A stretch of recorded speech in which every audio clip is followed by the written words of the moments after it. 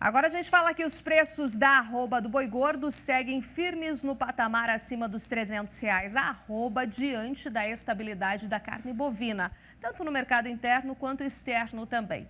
O grande impacto vem acontecendo com a rentabilidade das indústrias. Vamos falar ao vivo com o consultor de agronegócio do Itaú BBA, César de Castro Alves. Oi, César, bom dia para você. Seja bem-vindo aqui ao nosso Bem da Terra mais uma vez, sempre um prazer. Gostaria de começar questionando sobre a questão de rentabilidade. Qual que é a relação hoje que a gente tem para as indústrias, né? Visto esse preço bastante firme que a gente vem observando e que acabamos de dar aqui também nas nossas cotações. Bom dia para você. Bom dia, Renata. Prazer falar com vocês. Tudo em alta, hein? Para usar o seu termo aqui, só não está fácil a vida dos frigoríficos, né? Justamente porque, com tudo em alta, o boi também escalou.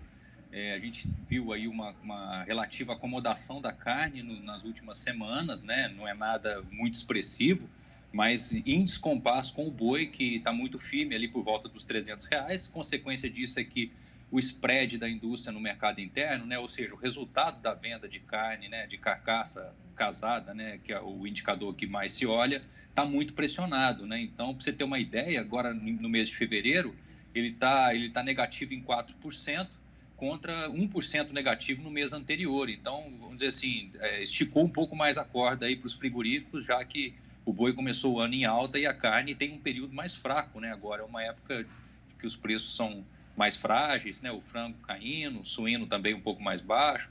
Então, está mais apertado, sim, sem dúvida, aí a equação para os frigoríficos.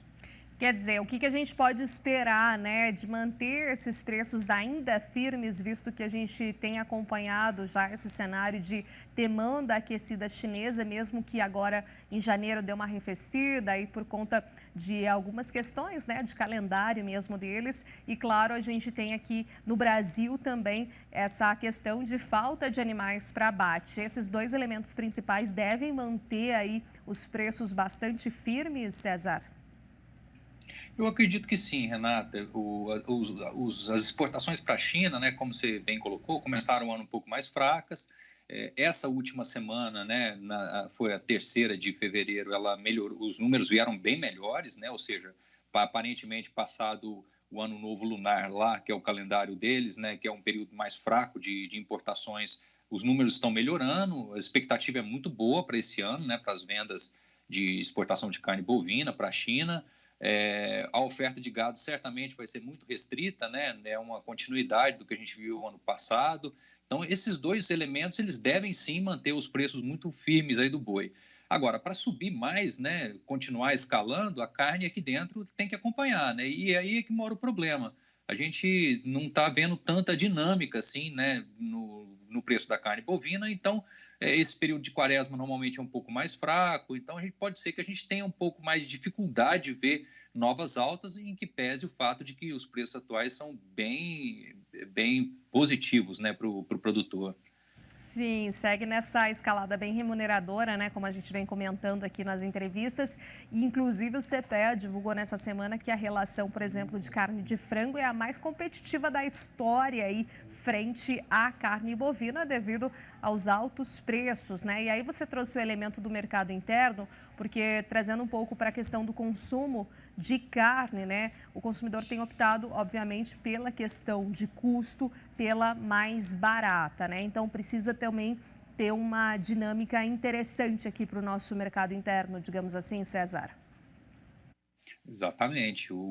A carne bovina ela está perdendo competitividade. No ano passado o consumo caiu bastante. Isso não é só função de preço, é função do ciclo, né? Ou seja, a produção está muito menor, né? Os abates caíram 8% ano passado. Esse ano aparentemente estão também um pouco ainda menores do que no janeiro e fevereiro aí de 2020. Então, esse quadro, ele inevitavelmente ele coloca o frango em destaque porque não deixa espaço para a carne bovina cair muito. Então, essa relação realmente ela está muito esticada, né, muito a favor do frango e em consequência, e desfavorável para o dianteiro, para a carne bovina. Então, provavelmente a gente vai ver um pouco mais de queda do consumo, né? Não devemos ter dinamismo grande aqui por conta dos preços elevados e da opção, né, que é o frango, tem o suíno também, bem mais barato, e aí a gente fica bastante dependente da China, né? A exportação tem que performar bem esse ano, né? O dólar, né, não acomodar muito, né? Porque também isso tira rentabilidade da indústria e pode ser transferido para o boi, né? Caso aconteça. Mas acho que, de qualquer forma, é um horizonte bem positivo, né? Os terminadores devem ter bons preços esse ano. A preocupação continua sendo o bezerro, né, Renata? Porque, por mais que as vendas sejam muito positivas, né, do ponto de vista de preço, né, do boi gordo, quando o produtor vai repor, ele enfrenta também uma situação muito difícil, né? Então, a dificuldade, a alegria da venda, ela termina no dia seguinte, na hora da reposição, né? Então, é um pouco mais do que a gente viu no ano passado e vai ser difícil a reposição ficar favorável esse ano aí para o terminador, né? Quem faz recria e engorda. Exatamente. Inclusive, né, alguns frigoríficos, enfim, indústrias do Centro-Oeste já vinham pedindo ao governo para realmente estimular, conseguir importar animais para dar esse balanço, né, digamos assim, mais equilíbrio, né? Qual que é a sua visão frente a isso, César? Olha, eu acho que sempre tem um lado negativo nessas intervenções, né, Renata? A gente está numa situação muito atípica, muito. As exportações foram muito fortes, né, de tudo, né, de milho, de soja, e está faltando tudo no mercado interno. Ano passado faltou arroz. Então, certamente, o governo tem que olhar com cuidado para que não tenha distorção. Não faz sentido a gente exportar muito e aqui dentro faltar, né? Agora tem que, acho que respeitar também o momento, né, do setor. No caso da pecuária, ela tem um ciclo que é natural, é inerente dela, e quando você altera aí, né, artificialmente as forças, né, por exemplo, facilitando as importações, isso cria distorções dentro da cadeia, né? Então, veja bem, os preços, por exemplo, hoje do boi, do bezerro, estão bastante elevados porque lá atrás eram muito ruins, né? Então, muita gente saiu da atividade, abateu vaca, e agora a gente está vendo um reflexo disso. É mais ou menos como aconteceu no caso do arroz no ano passado, que os preços subiram muito porque faltou arroz, refletindo anos também de rentabilidade ruim dos produtores. Então, acho que sim, tem que olhar com bastante cuidado e tentar equacionar essas questões de maneira pontual, mas não criar um ambiente que vá contra os fundamentos, né, de oferta e demanda, que eu acho que são muito importantes, porque senão você cria distorções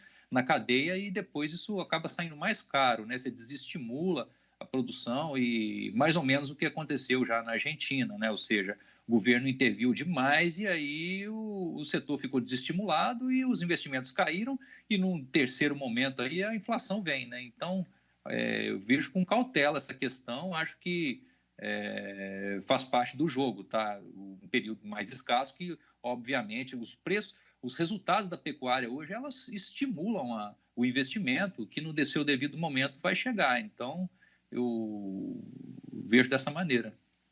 Perfeito, com certeza a gente deve entender, né, claro, o princípio básico aí do mercado regido pela oferta e pela demanda, e muito bem colocada a pontuação que você nos trouxe da Argentina, né? A Argentina que está com o sindicato aí dos trabalhadores das indústrias de grãos em greve, mais uma vez, e claro, interviram também na questão dos grãos por lá, colocando só no mercado interno, privilegiando, né? Então, fortemente aí a ação prejudicando a questão da demanda, do equilíbrio natural do mercado, né, César? Agora a gente falou um pouco sobre as exportações no início da nossa conversa.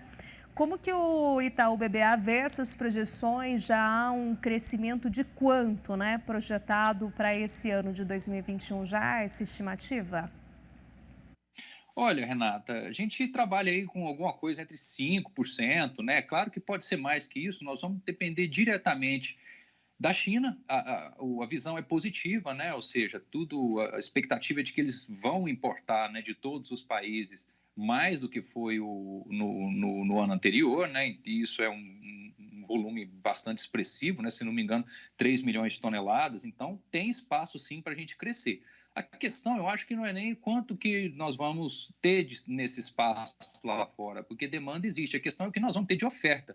Então, o que me preocupa é se nós teremos gado suficiente para atender todo esse apetite, né? Lembrando que o produto que a China importa é um animal especial, né? Digamos assim, não é um boi qualquer, né? Um boi jovem, um boi bem acabado, e então precisamos ter essa disponibilidade. Se tivermos, né? É difícil prever isso, porque os dados de rebanho são muito precários, é difícil calibrar exatamente isso, mas se nós tivermos demanda, né, oferta de gado aqui, nós teremos como atender a demanda chinesa, que, sem dúvida, o Brasil é um dos principais fornecedores.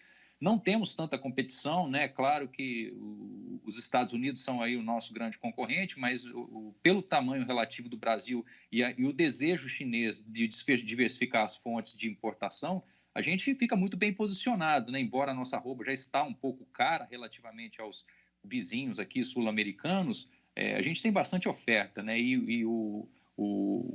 Vamos dizer assim, o exemplo do ano passado e do ano retrasado, que nós embarcamos muita carne para a China de alta qualidade e fortaleceu os números finais, continua valendo esse ano. Então, acho que uns 5% aí de crescimento é bastante factível.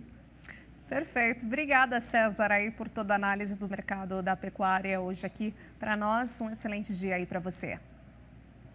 Para você também, um abraço e até a próxima. Um abraço.